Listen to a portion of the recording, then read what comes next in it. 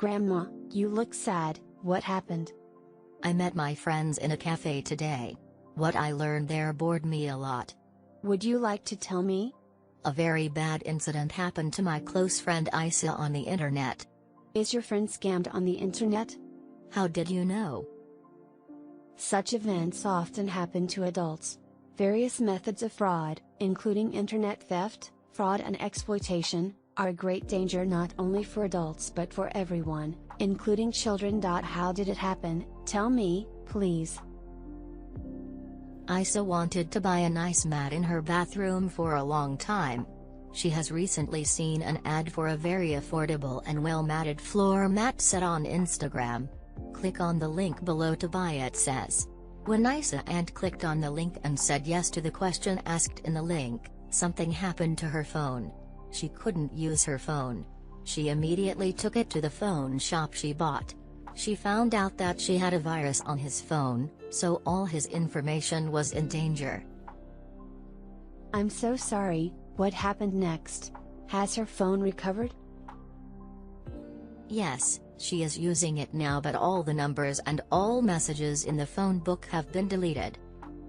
It is necessary to be very careful when using the internet and especially social media, especially in applications such as Instagram and Facebook. Grandma, you use the Facebook application a lot, be careful. I only shop from well-known places. For example, yesterday, the clothing brand I liked the most on Facebook had a discount advertisement, and I bought something for myself. Show me.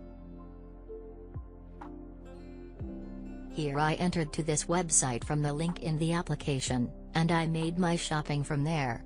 But yesterday my orders were supposed to come, still did not. What did you do, my grandma? That site is not currently open. I think you have been the victim of phishing. It can't be. How did this happen?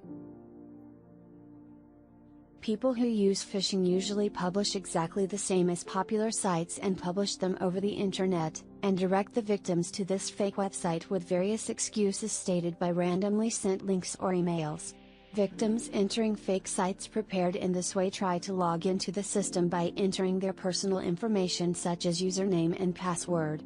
Thus, the information is passed on to malicious people. My God, what am I going to do now? You should cancel your credit card immediately, and I change all your passwords, Grandma. I will complain to the police. The fake website they opened has been cancelled, and the servers of these sites are also abroad and may not even know the owner of the server. So it is very difficult to find and punish criminals. Of course, we still make our complaint to the Anti-Cybercrime Branch Office. I will not go on the internet again, and I will not use social media.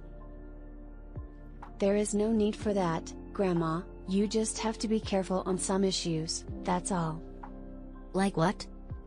Listen to me, Grandma, you will be skeptical first. Never assume that a stranger is particularly reliable on the internet. You should always keep in mind that the unexpected message may be a scam attempt. In addition, you should be careful even if the message seems to come from someone you know. This also applies to messages transmitted via email, instant messaging apps or social media.